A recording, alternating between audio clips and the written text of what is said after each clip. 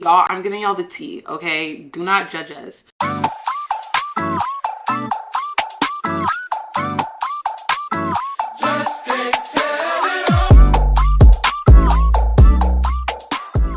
Hey y'all, welcome back to my YouTube channel, and if you're new here, welcome to my YouTube channel.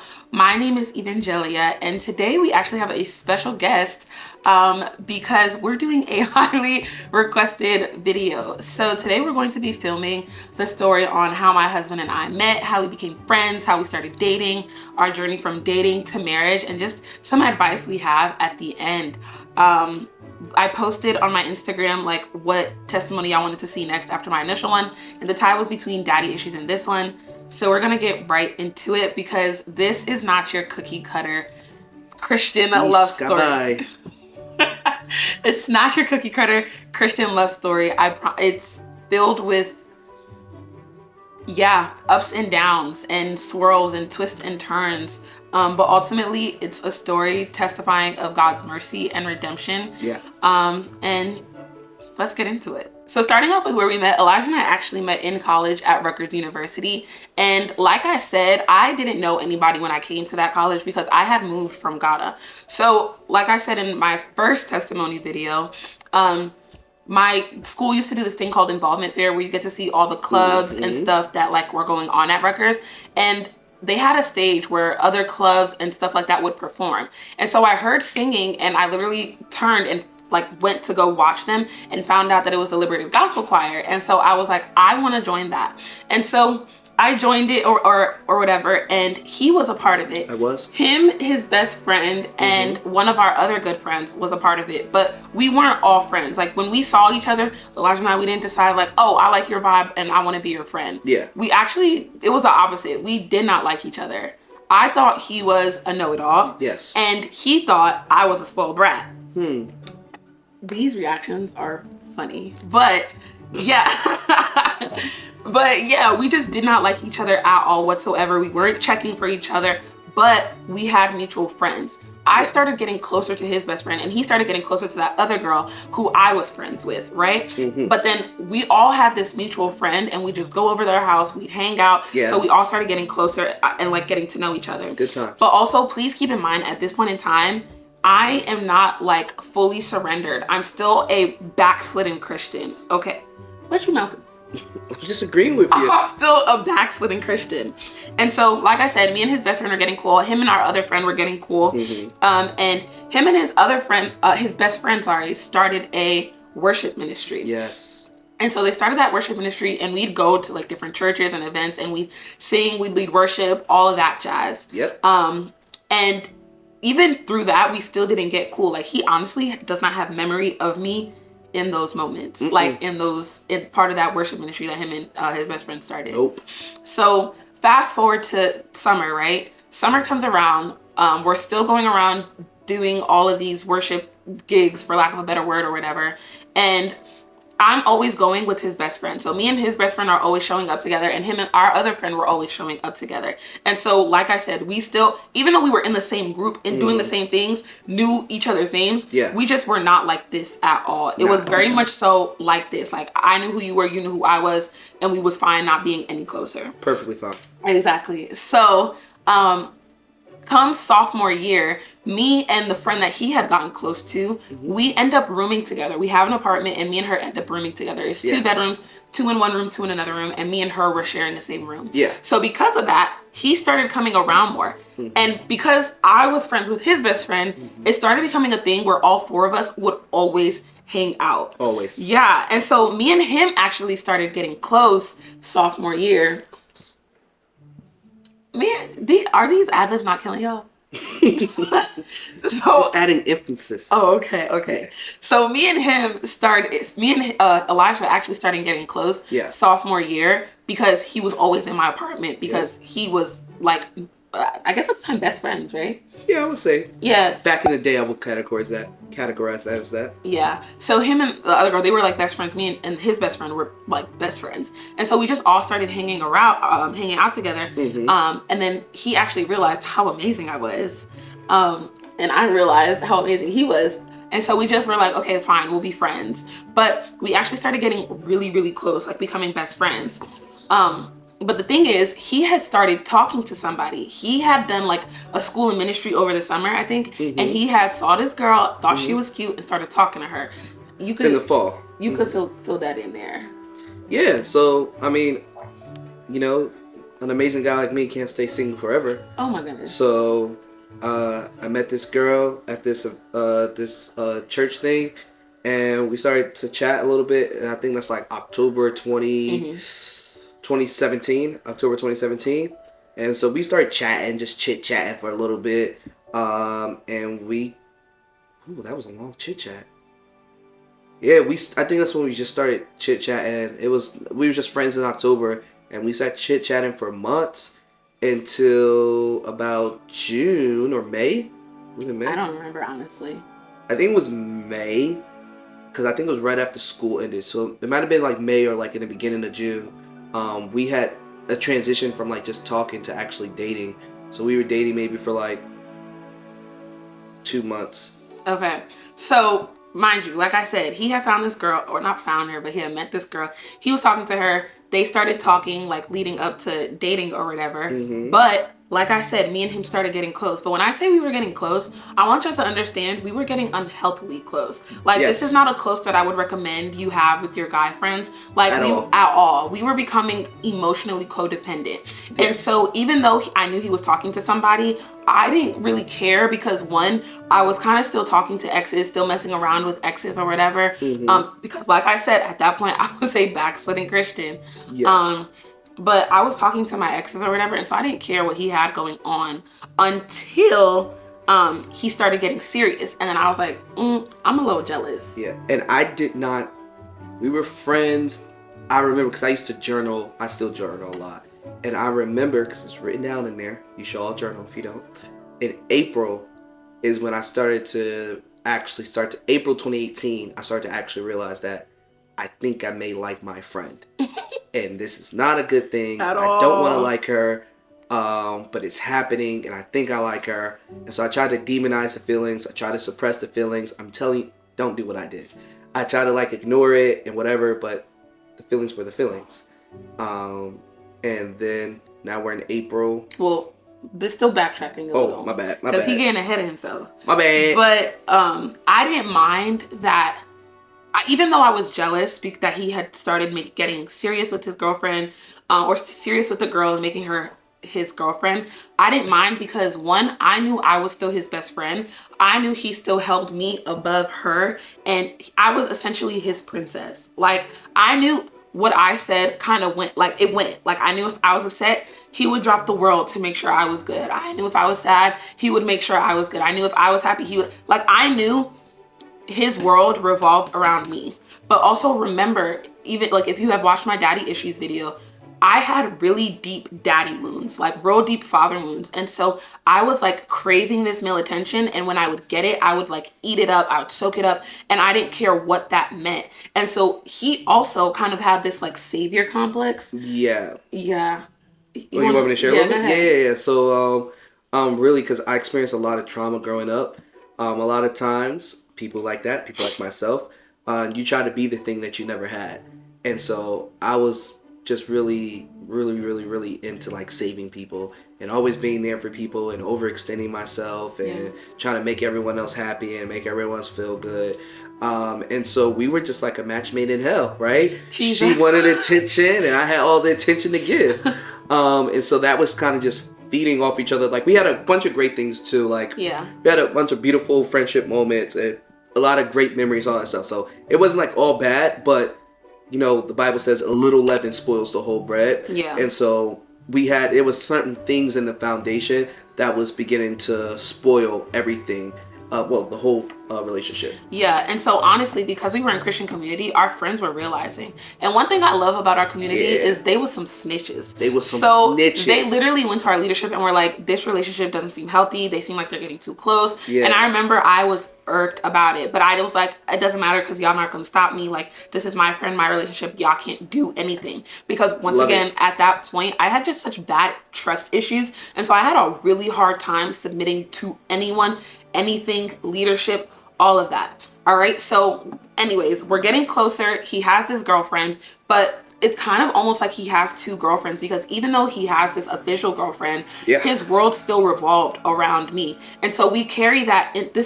He started dating the girl kind of like spring semester, like, or towards the ending of it. But at this point, me and him were like interlocked, and honestly, it was a soul tie. And I don't care what, you don't have to have sex to have a soul tie. We were emotionally codependent, and it was idolatry. I think a lot of people think that you need to have sex before you can have a soul tie with somebody. That's not the case. When you're emotionally codependent, and when you put them before God, when they become an idol for you, you have a soul tie, essentially.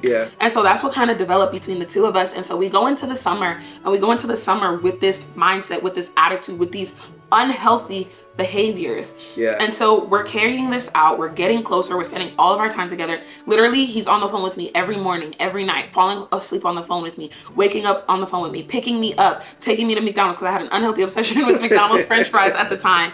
Literally just picking me up to do we just spent so much time together. We'd go to church together. We'd go to house of prayer together.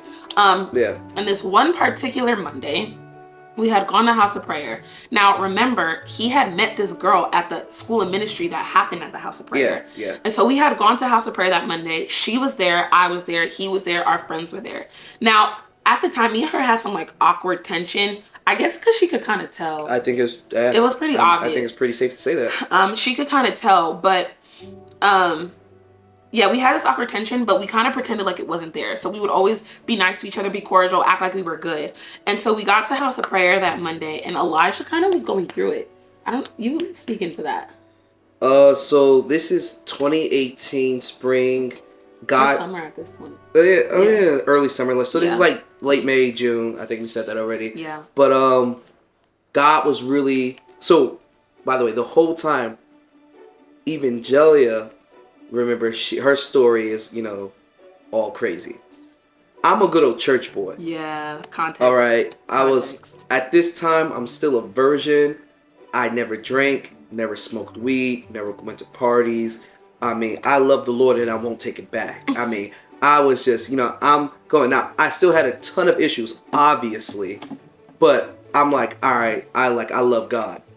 And so during this time, this is the end of my sophomore year, something like that. Yeah, it was end of sophomore year. End of sophomore year in college, so I'm like 19, and God is bringing up a lot of trauma that I did not deal with, a lot of family trauma, a lot of things, and He was just showing me like, bro, you need help. And so that is going on, while at the same time, God is showing me, like, I feel this tussle, because I'm like, bro, what am I doing right now? I'm in a relationship, but I'm still like in an emotional relationship too. So now I will always tell my friends, like, bro, I like, when I describe that time, like, I had 2 girlfriends, and I'm like, this is just ugh. And I was feeling that tension, and I can't even remember what the altar call was for. I think it was like if you were feeling weary or burnt out or something like that. And I'm just like, bro, God, like, me, it's me. And so there was a bunch of people praying over me, including me and his girlfriend at the time. Yeah, it was a crowd. Maybe it was 5 or 7 people. Because the prayer leader was like, hey, I think it was only me and another person who walked up to the altar. And this was like a Sunday night. So the crowd is small. It's maybe 20. Sunday. Yeah, it was like 20, 30 people there. And so they're like, hey, come around these 2 people and just pray for them. They're praying. Then slowly, people start walking away. I want to also say, we were praying, but he went from standing up to on his knees to laying prostrate. Yeah, I was going all in with God, because I was like, something gotta break here. Like, I need you, Jesus. And so I could feel people walking away, and then I could feel 2 people with their hands like on me while I'm on the floor, boo-hoo, crying like ugly. And I'm like, I can tell, like, yo, this is my girlfriend on one side and Evangelia on the other side. And I'm like, oh God, like, this is my exact issue right now. Like, I hear you, God, you're loud enough. And then my girlfriend at the time, she walks away, and Evangelia is still there. And then eventually, my best friend, shout out to Jonathan Stamper, I walk away, I go like to the back room with him, and we're talking. And I'm just like, bro, I think I need to break up with my girlfriend, and I think I may like Evangelia. I'm all over the place. I'm losing it. And he was like, yeah, bro, you may just need some space away from her. I'm like, yo, you're totally right, because I'm losing my mind right now. And it was also just unhealthy. Yeah, like, it's the strain. Like, I think for me, the world was starting to crash down on me because I was operating so long in my own strength as Superman. And really, I was starting to, like, really feel the weight that I was carrying that I was never supposed to be carrying. And I really needed to come to Jesus moment, like, bro, you're not that strong, and you need to get your things in order. Yeah, so all of that was happening, and I could tell, like, something was up. I could tell he was not doing okay. And so I was leaving with my other friend to go back either to school or to her house, whatever the case was. Yeah. And I remember I had left, and I was like, oh, I have to go tell Elijah something. So I walked back in, and I was about to go to Elijah, but Jonathan saw me. And Jonathan was like, oh, where are you going? I was like, oh, I got to go tell Elijah something. He was like, nah, he needs to be alone right now. Get you a real friend. And I remember when he said that, I had looked at him like, who are you to tell me that I can't go to my best friend? But I was like, you know what? We in church. I'm not even going to do nothing. Once again, y'all, please keep in mind, at this point, I am not surrendered. I don't literally love God. Like, I'm so backslidden. Like, my heart is not geared towards obeying, loving, or honoring God in any way, even in my actions. And so what that meant was I didn't really care to love his people, because honestly, me now, I just can't fathom doing that to another girl. And I always say back then, I really wasn't a girl's girl at all. Like, not even a little bit. And now I am. But like, anyways, we're on a tangent here. Yeah. So I go home and back to school, actually. And I remember I text Elijah like, hey, just want to make sure you're okay. Let me know, da da da, woo woo woo. I get no reply, and I'm suspicious because he doesn't typically not reply me. Like, one thing about Elijah, he's always going to reply me or he's going to FaceTime me. I get no reply, and I'm like, whatever, he'll reply in the morning. I go to bed, y'all, I wake up blocked. You actually fill in here because you blocked me. He blocked me everywhere. He blocked me on Instagram. He blocked me on Facebook. He blocked me on, like, Messenger. Like, literally blocked everywhere. Because y'all, one thing is, like I said, I love God. He had me dead to rights. I was tapped out. But you also talked to our leaders, right? Or before or no? So I was tapped out. I'm like, bet. I called maybe that night or early that morning. I'm on the phone with one of my leaders, like, just letting them know everything that's going on. And he's like, yeah, definitely. Y'all are super unhealthy. Y'all need to, like, walk away from each other. This is like red flags, right? And so I'm like, bet. The only way I can walk away and be true to my word is if I do it right now while I still have the courage and I still have the will. And so I block everything. I delete every picture we have together. I'm like, because if I don't do it now, I'm not going to be able to do it later. And if I see anything that resembles you later on, like, if I can't be with you, I don't want any part. Like, I don't want anything to do with you. Because, I was at the end. So I think he actually sent me a message basically saying we can't be friends anymore or we need space. And then that's when I peeped I was blocked because I was trying to reply and I couldn't. So honestly, I was upset, hurt, and I was pissed. Because I'm like, how are you going to end our friendship and not give me an opportunity to respond or to have discourse with you in any way? So now I'm genuinely hurt. I'm calling my friends. I'm crying. I'm boohooing. Mind you, our friends know. We're in a tight-knit community, so our friends know what's going on. They're trying to comfort me, like the ones who are close to me. They're trying to comfort me. And eventually, he has a conversation with our leaders again, basically like, hey, I did it, and this is how I did it. And they're like, you took the punk way out. Yep. I was on the phone with him. He said, you took the punk way out. And I clutched my pearls. So he told him that he took the punk way out. And then basically he was like, you need to have an actual conversation with her. So I was staying with a friend, I think, because I was like really, really sad. Yeah. And so he had come to pick me up from my friend's spot to take me back to school, because I was doing summer classes. Mm-hmm. So he had to pick me up from my friend's spot to take me back to school. And he basically, like, we were talking about why our friendship was ending, all of that stuff.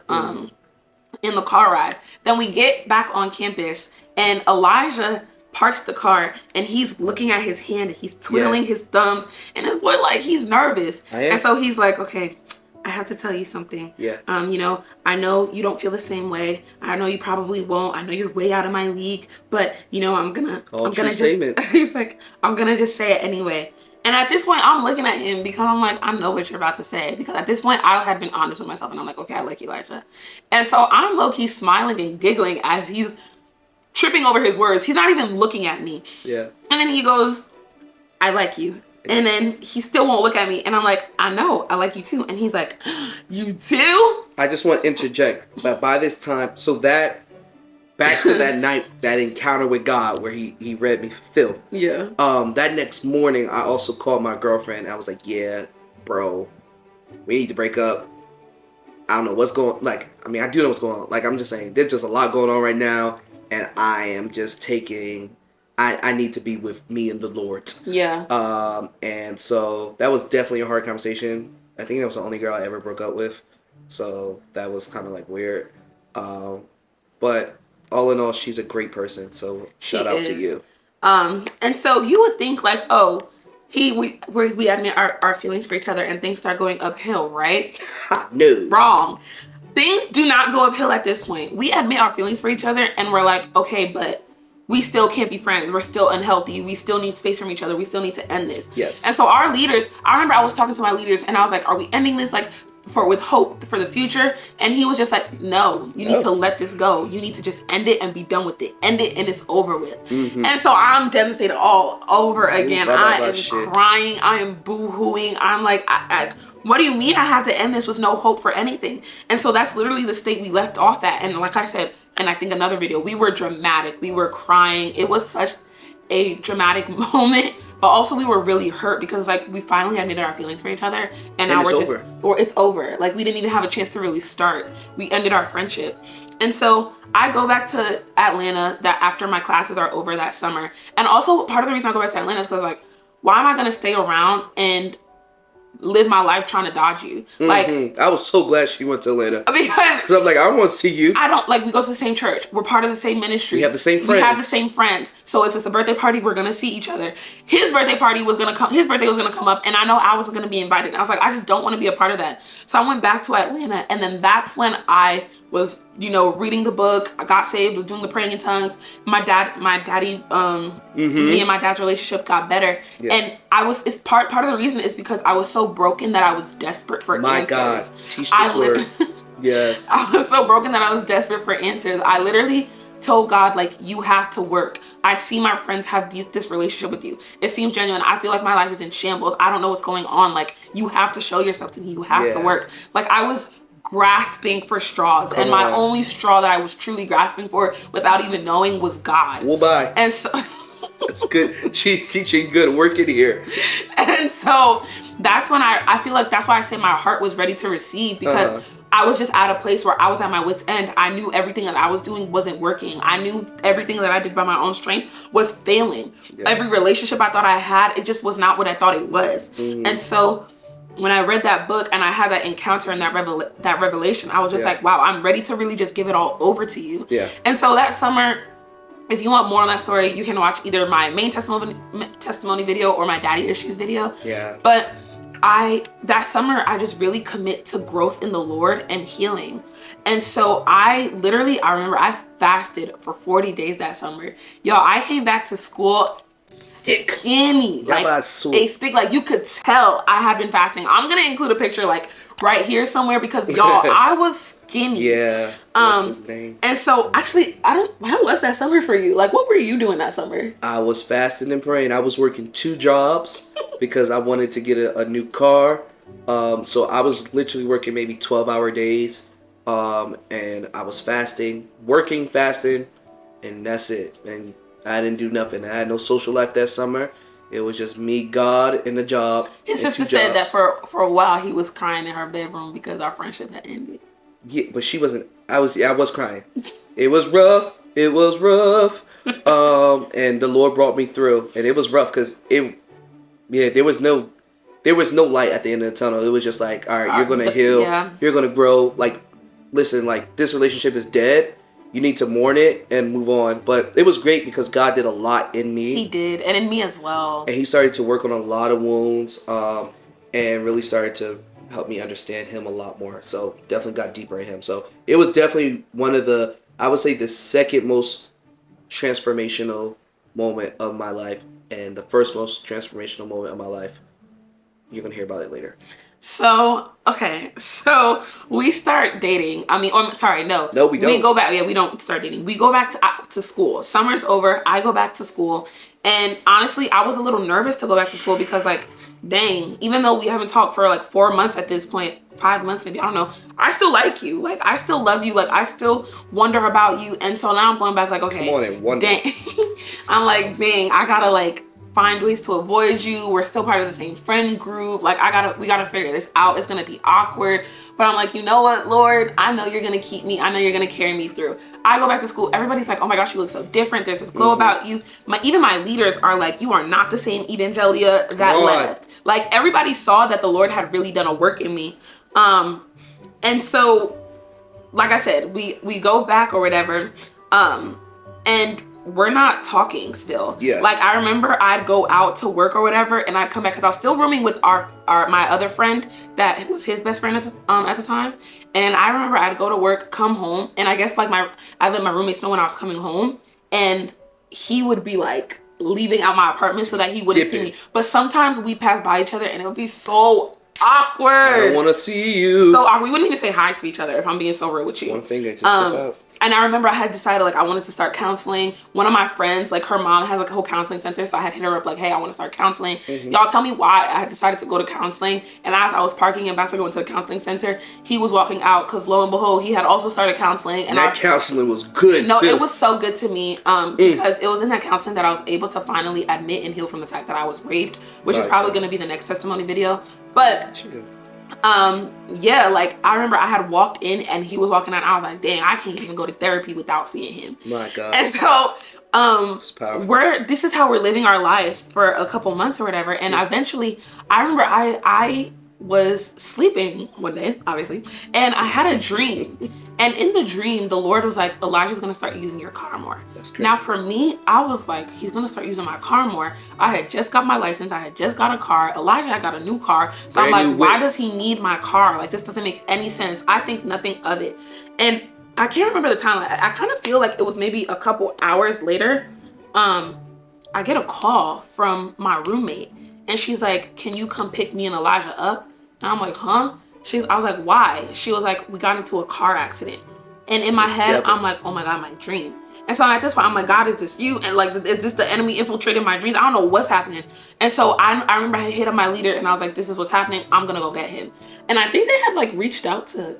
She was the only person. We have all our friends' location. Me and my friend were coming back from a meeting, and the only person on campus with a car was Evangelia. Which is so crazy, and y'all. I was so pissed. And I was already going through other stuff too. So I was in the back of that car, like, trying to muffle my cries. Cause it's like teardrop. Yo, so I go to pick them up. I drop him off or whatever. And I remember telling my roommate my dream. I'm like, bro, I literally had this dream and then you called me. And she's like, nah, that's crazy. And so she starts, I remember this. Sorry, Lily. She starts looking at me. And I remember at this point, she would start looking at me. She'll be like, I don't know. Maybe that means, like, something would happen. And I remember I would get so upset because I'm like, no, don't look at me like that. Like, our friendship's over. I don't even know if you care for me. I don't know if you like me. I want to forget this dude. I don't even want to think like that. Like, don't look at me like, oh, there's potential here. And I think at this point, you had talked to a leader, or a leader had talked to you. No, not yet. So that was a Saturday meeting. On Tuesday, I go to our college ministry, and one of my leaders, she's telling me the story about how she met her husband, and then at the end, she's like, basically, don't let some bad beginning get in the way of you, like, missing out on a wife. I looked at her like, on a wife? What you talking about, lady? And she's like, you know what I'm saying? I'm like, oh, like, for real? Like, mind you, I'm none the wiser. Like, I have no idea these conversations with these leaders are happening. So this is Tuesday night. So after I talked to her, I run over to my other leader, because there's like 3 main people who really was discipling me. And so I run over to him and I'm like, yo, this is what she just said. What you think? He's like, sound good to me. I'm like, nah, too good to be true. So I ran over to the third one and I was like, yo, so this is what both of them said. What you feeling? And he was like, sounds like you're growing up. And I'm like, yo, this is crazy. And I'm like, what's crazy is that Tuesday, I remember seeing him run, like take a lap in the room that we would have our on-campus ministry in. I would praise him basically anyway. Like mad excited. And I'm looking at him kind of, I'm like, what you excited for? But I would also like to say, because I feel like this is going to be a question, that summer where I had gone through I really surrendered my life to the Lord. I had healed, all of that jazz. I actually had called his ex-girlfriend at that point. And I kind of just I had just apologized to her. I let her know I was entirely wrong. Like there's nothing that I can say here to make up for myself, to make an excuse. I was just wrong here. And I apologize for the part that I played. I didn't even consider him. I just apologized for the part that I played for being just a bad or an unkind and inconsiderate individual, and kind of just holding no regard or honor for her relationship. And honestly, we patched everything up that summer. And I thank God for that, because I don't think I could have gone into continuing to like him or even dating him knowing that I had that lingering. Yeah. And me and her also had a conversation. She's we're all cool. She's a part of our extended community, and so we see her at different events and stuff like that. And it's no bad blood. So it's no bad blood or anything. She's amazing. Yeah. And so anyways, the leaders are telling him basically something go shoot my shot. Go shoot his shot. That's what they saying. So, but he didn't shoot his shot directly, saying hey, I like you, da da da, woo woo. He didn't do that.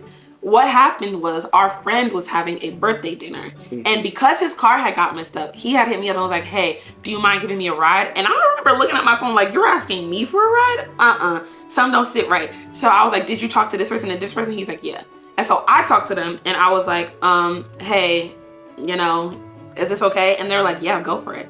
So I pick him up. We go to the dinner or whatever. We're interacting normally. And at this point, y'all, I'm hyperventilating. My heart is palpitating because I'm like, oh my gosh, what's happening? And so the ride there was mad awkward. My palms are sweating, everything. We're done with the dinner.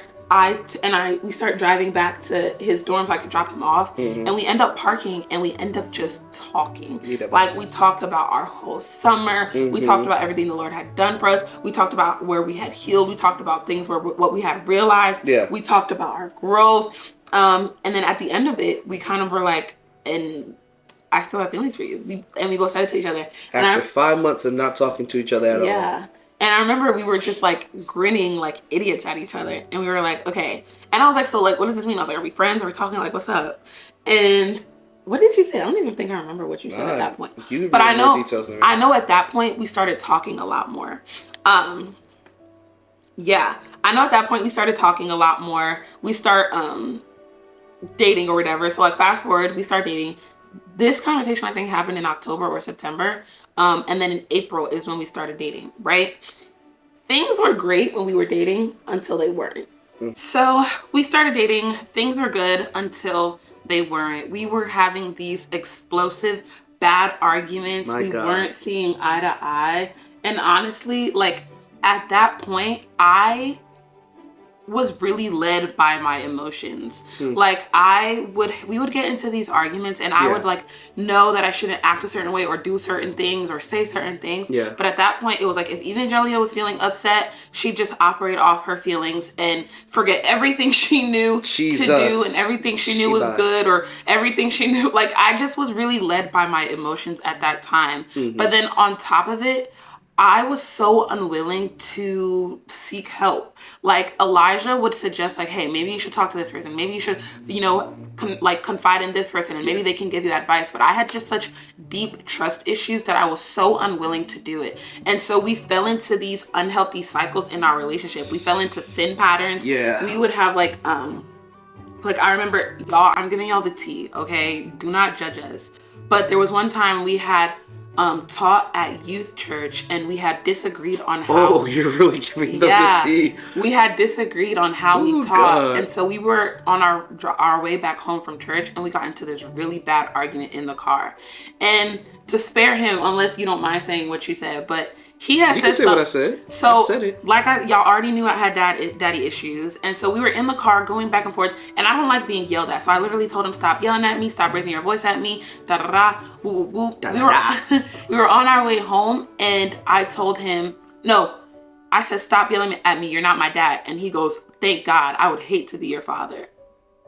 Y'all, When he said that, I said, oh, word. I literally put my foot on my brake and I was like, get out my car. And at this point, we were like a 1 minute drive, a 5 minute walk from where we lived. Right there. Yeah. Maybe like 3 minutes. It was right there. You could see it. Yeah. Cause this is senior year of college. We both lived in apartments. Like I lived in one apartment and then there was a space and then he lived in the next one. Yeah.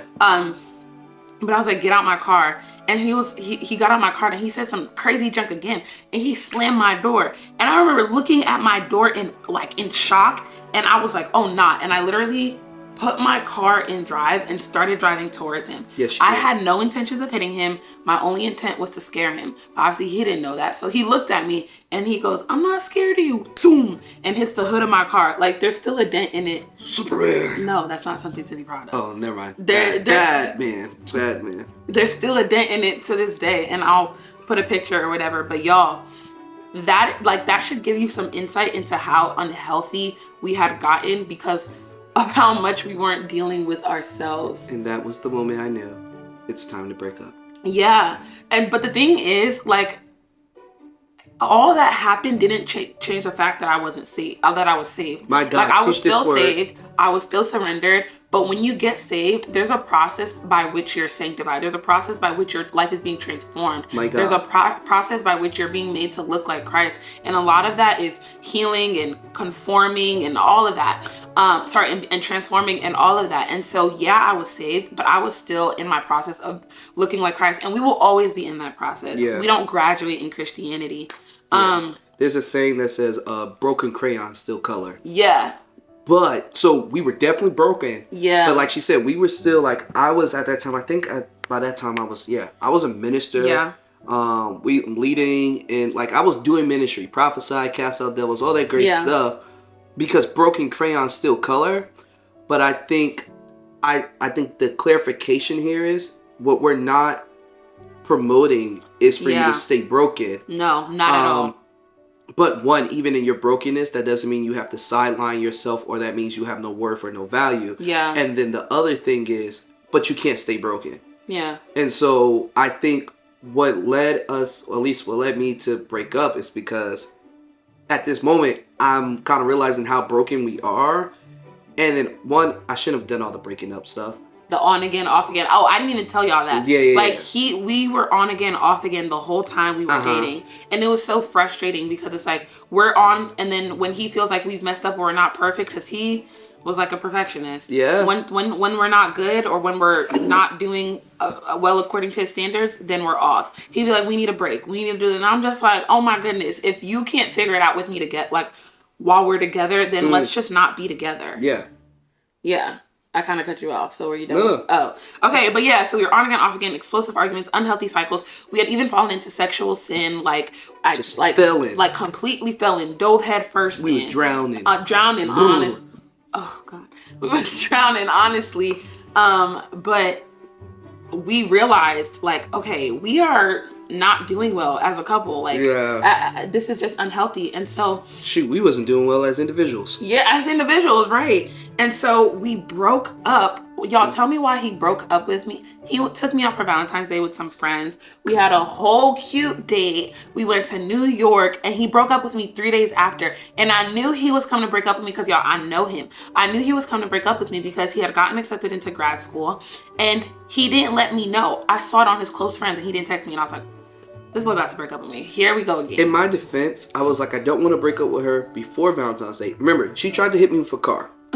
So everything I did is justified. No. Kind of. But I was like, I don't want to break up with her before Valentine's Day because that's kind of rough. So I was like, oh, I should do it after. But now I know before or after are both bad decisions. Yeah. And so we broke up.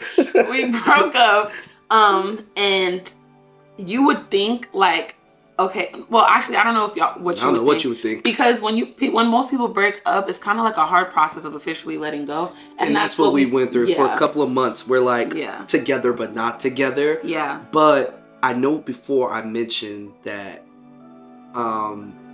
there was a more transformational moment in my life. Yeah. And it was during this breakup, not breakup. So during this time, I started to really dive deeper with God on his love for me. And while I was understanding that, he was showing me ways that I've settled for less. Oh my God. I will never. She doesn't like when I ramble, but you're here for a story. 2 minutes. Guys, I will never forget, because the whole couple of months, the Lord is teaching me about his love. Like, bang, you want attention? She put on a timer. This is crazy. You want attention? All right, you're going to Evangelia for attention. You could come to me for attention, right? You want this, you want that. He was like, you can come. I can give you that. Like, I can love you. But I will never forget what made me actually pull the plug and be like, you know what? I'm not going to be like fake dating her, not dating her anymore. What no, meaning she, from her side, she initiated. We're not even there yet. Oh, I'm too far? Yeah, you're okay, too fine. far. We'll pause it right here, and then I'll tell you what God told me that blew my mind. Okay. Okay, so sorry. We break up or whatever, and we're on again. So we're it's kind of like a situationship now, where we're not together, but we're acting like we're together. Yes, and this goes on from like March till November. It literally goes on from March to November, where we're acting like we're together, we're not together. He treats me like a girlfriend, but won't give me girlfriend privileges. Like, if he would treat me like I was his girlfriend, he would do all the things, come over, spend time with me, cuddle, all of that stuff. But then when I would ask for something, or like ask for a little bit more, or for things like I'm not your man. Exactly. And I totally regret that. And I'd be so pissed off about it, because I'm like, well, then why are you acting like you are? But also, Evangelia, why are you leaning into it if he's not giving you an official title? Like, I also played a part in this, because I knew that it wasn't official, but I was like accepting scraps of love or scraps of commitment. And I'm way more worthy than that. Not because of not because of anything I've done, but just because I'm a daughter of God. A daughter. Like, yes, my Father is in heaven. Like, and I'm accepting. Ooh, she never turned off that alarm. And I'm accepting like scraps of love and scraps of commitment. I was like, nah. So then it was in that moment where I decided, I was like, no, I'm done.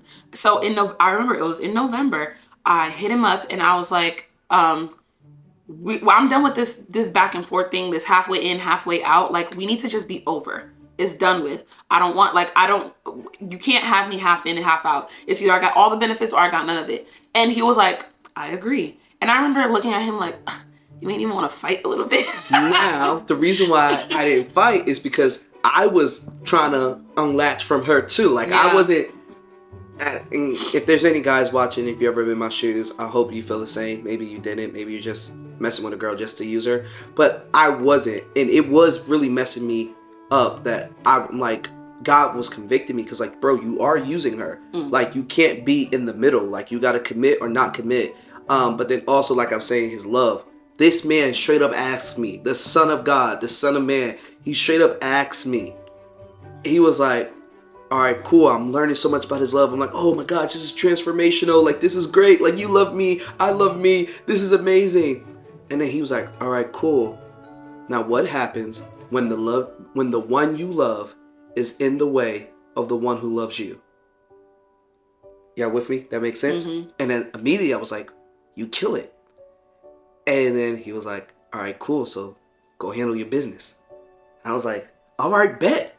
Like, I'm going to do it. Like, I don't need, like, if I love Evangelia so much, but if she's in the way of me receiving all of your love, because I've been settling for her love, meaning there are certain situations, like I said before, that I was going to her instead of going to God to get it. Mm-hmm. Like, she can be an additional, even as a married couple, she can add on to it, but she can't be my source of attention and my source of affirmation. Like, I need that from God. And before, she was the source. So if she wasn't giving it to me, then I would have a drought. And so he was like, what happens when she's in the way of the one who loves you? I'm like, you got to get rid of it. And that was the first time in my life. I've made so many sacrifices for God. Like I said, I'm a church boy. I've done a bunch of stuff. But that was the first moment in my life that I sacrificed for God out of love for him, and not just because I had to.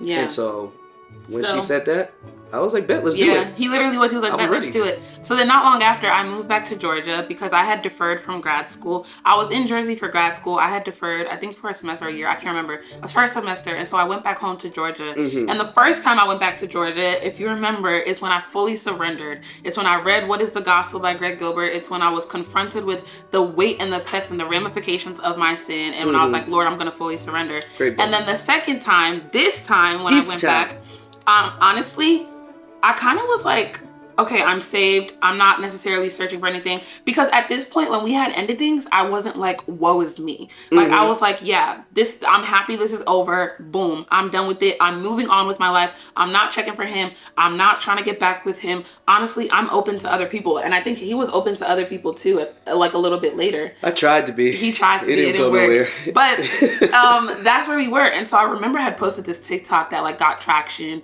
And then because of it, this pastor had reached out to me, and it had basically I posted a TikTok saying it was to the audio, where's the verse, show me the verse, and the like text I had on my video was, women can't be in ministry. And it blew up. It became this whole thing. Mad people were arguing under my TikTok. But this pastor, shout out to Pastor Manny Aringa, he reached out to me on Instagram, and he was like, I love your video. And he told me he has this Bible course, and he told me like I should sign up and watch the one on women in ministry. And I did, and it just opened up this hunger for the word in my life, where I was like, oh my gosh, the Bible is amazing. Like, because before I got saved, I was like, praying, fine. Worship, fine.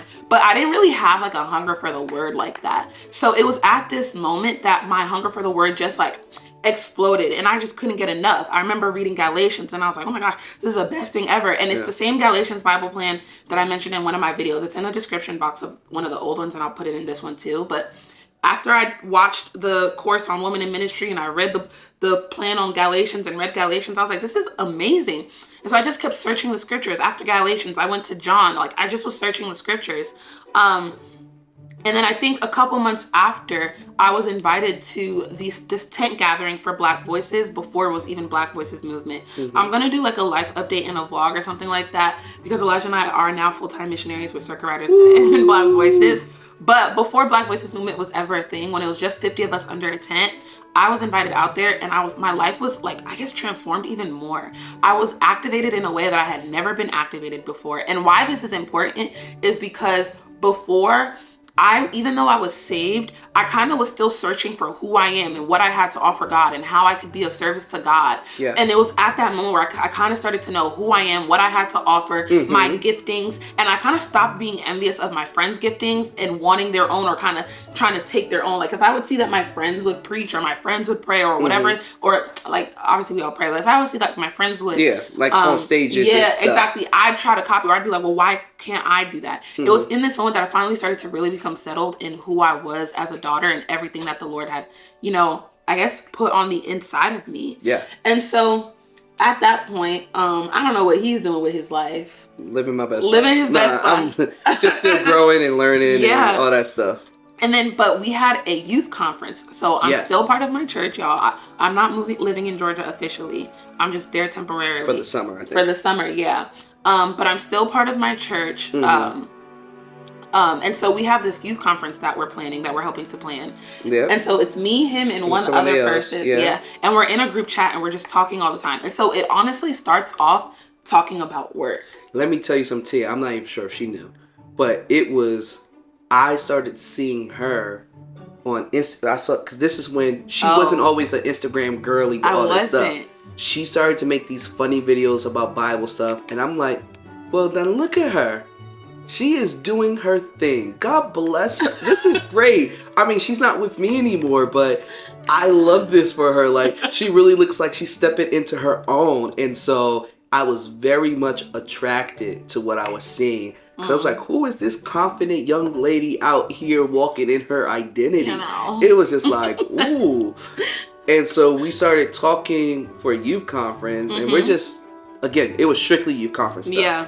Right? And then just youth conference stuff started coming, like, oh, how you doing? Blah, blah, blah. And then by the time August of 2020? 2021. Yeah. 2021. By the time August came of 2021, we was full blown flirting. We flirting and everything. Like, there's attraction that has never left. It never. See, this is the thing. This is one of the reasons why we are married today. Yeah. Because after every hill and valley, for every mountain you brought us over, they don't know this. Baby, come on. Focusing. We never stopped loving each other. Yeah. As dysfunctional as we may have been, one thing was consistent, and everyone in our community knew it. Is like, we always chose each other. Yeah, it is like we haven't dated anyone else since this saga began. Yeah. No, haven't dated anyone else. There's no one else we wanted. So yeah, then September 2021 rolled around? Yeah, so September 2021 rolled around, and I moved back from Georgia to Jersey because remember, I had deferred grad school, but now I'm back on campus. I'm back in my grad school program. And so September rolls around, and he had asked me to go with him somewhere. He picked me up. I think did you take me to Target? I don't remember what he did. No, I think we went out somewhere. We went out somewhere, but it ended up with me and him on campus, on Rutgers campus, at the lock bridge. And if you know anything about lock bridges are meant to kind of like represent your love being forever. You take a lock, you lock it with your partner, you throw the key away because you're never meant to unlock it. So me and him he took me to the lock bridge. He said this whole cute little speech. It was so adorable. And he asked me to be his girlfriend. Yeah. And I remember saying yes, but I also remember telling him like, I think that was a different time. Baby, I don't know. Because you didn't mess up my nice name. I remember telling him, this is our last round. No, I was like, definitely. We're not doing this again. If this doesn't work out, this is it. We're just not meant to be. We're not going to do a back and forth. We're not doing on again, off again. We're not doing any break. I literally told him at the first mention of a break, I'm done. If we break up, we're not getting back together. I'm moving on with my life. If this doesn't work out, if you feel like you need a break or a breakup, leave me alone. Yeah. And he wholeheartedly agreed. I wholeheartedly. I'm tired of this. Yeah, I'm tired. We were tired of it at that point. But it was like, okay, we're gonna give it one last fair shot, and if this doesn't work out, then it's over. And it ended up that being the shot that worked because September we were dating, and by May he had proposed, and now your girl is married. She is to one man. To one man. No thruple here. But I want to ask you, what made you feel comfortable going from dating to proposing? From dating to proposing. Yeah. Because I came in. This is now, whatever cycle we're on. Yeah. I came in knowing I'm going to marry you. Oh. When a man knows, he knows. Because I'm not doing this for another time. Yeah. And we not get married. Just because we're doing this again because I think you're the one. And so I'm dating to just date to, get reacclimated or whatever. But at that point, 2021, we've known each other since 2017. Yeah. So I knew from the beginning. 4 years in. Yeah, I knew from the beginning, I'm going to marry you. That's the only reason why I'm dating you again. Now, again, that's because we know each other for 4 years already. Yeah. So, yeah. So that's what took you, or had you, know, okay, I'm going to propose to this girl? Yeah, I bought you a ring in December. Well, there you have it. What advice would you give to people who are in a similar situation? You gotta choose. Choose ye this day whom you'll serve. No, this better answer would be, no, seriously, you gotta make a decision. What are you gonna do? The longer you're in the middle ground is the longer there's gonna be more confusion, more people are gonna get hurt, and you're not even gonna know, was this a mistake or was this not a mistake? Yeah. Make a decision. If it doesn't work out, then at least you tried and you move on. But if you don't actually make a clear-cut decision, then you're not going to have peace. And so I think that was my biggest issue, that I wanted the perfect decision, or I wanted to make a decision knowing what the outcome would be. And so I'm like, all right, cool. If I'm going to date Evangelia, I want to make sure that means that I have the future that I want lined up for me. And you don't really know that. And it's either you're going to say, I want to date this person, I want to marry this person, whatever, and I'm going to try it out. And if it doesn't work, it doesn't work and we'll stop. Or I'm going to date this person, or I'm not going to date this person and I'm just not going to try. But you can't, I think especially in this generation, we have this need of controlling our future, which breeds some form of anxiety. And so to ease anxiety, we have to just make a decision and trust that God is going to give us the grace to either make this decision work, or he's going to tell us and make it clear that we should not be with this person and break it off. Yeah. So trust that you can't destroy God's future for you. Yeah, that's good. You're not powerful enough to destroy God's future for you when you're including him in the process. Yeah. And I think for me, what made me know that I wanted to date him is just the person that I got to know from that summer period until September was just a lot more confident in himself, a lot more sure. Because at the time I was really struggling with trust issues. His indecision was triggering my trust issues left and right. And so when I saw that he was confident, when I saw he knew what he wanted, when I saw he was about his word and he was a man of his word, I was like, okay, this is attractive. This is somebody who I can see myself with. And I think one of the bigger qualities that I've always have always been one of the things as to why I married Elijah is because of how teachable he is. Elijah is so unwilling to stay the same. Just keep and going. He will he will always grow. Like, so far as he knows there's better in for him, or not people, because I'm the best he gonna get. But as far as he knows, like, he can improve in character and in behavior, he will always do it. And so that's what made me so confident in going from dating to marriage, because I saw those qualities and those traits. And then advice for somebody who advice that I would give to somebody in a similar situation is make a decision. And if there's indecision, leave. Run, like, especially if you're a woman. Yeah, don't. If don't that give man room. is confused, let him be confused alone. Don't give an inch. I think you have to be committed to. Okay, how do I say this? I don't know.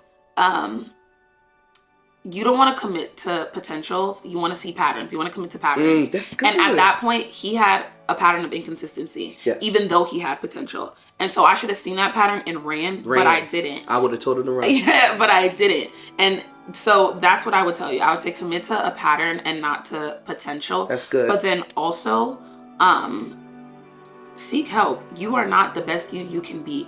If you have trust issues, you need to actively fight against that and walk in the opposite spirit. Like, if you know that when accountability is not a confession partner, accountability is somebody you go to beforehand. Yes. And so you need to go to them about things that you're thinking, things that you're struggling with, and allow them and God to really refine you and transform you. But then don't count yourself out if you're not at the place you want to be. Like, it doesn't mean you're any less saved. You are still saved. It's just you're in the process. But so good. That's me and Elijah's story. That's it. Thank y'all for listening. I know this was a little lengthy, but honestly, we didn't even give y'all all the details. We give you a pretty generic overview. We reserve like the in-depth That's details. for discipleship. Yeah, for discipleship and for people we're walking with and talking with. And I think even our experiences has given us the ability to walk in wisdom when we're talking to people. People are always like, oh, how do you have this much wisdom? Or how are you able to know all this? And it's like, because we made every mistake in the book. We just made it. So yeah, I mean, I think that's definitely a great point, that we made so many mistakes. And the good part is we learned. We did. And so I don't believe you have to make, my school teacher used to always say, learn from other people's mistakes. You can't make them all yourself. Yeah. And so we definitely didn't make every mistake, and I don't believe that you have to try everything to know that it's wrong. Yeah. Definitely not saying that, but from the mistakes we made, we allow God to actually search us deeply and say, not just, please God, help me not make this mistake again, but why did we make that mistake? Mm-hmm. And to correct our heart and our motives. And I think that's why he was able to show us just a lot of the background and give us a lot of wisdom concerning stuff. Yeah. So it's been great talking to y'all. It has. And honestly, this is just such a story of God's redemption, his mercy, and his grace. Preach. And if you're in a similar situation, just know that all hope is not lost. Yes. And that's all I have for y'all. Thank you for watching. Make sure you like, comment, and subscribe if you are not already Take subscribed. Your time. But I love you. But as much as I love you, God loves you more. Bye.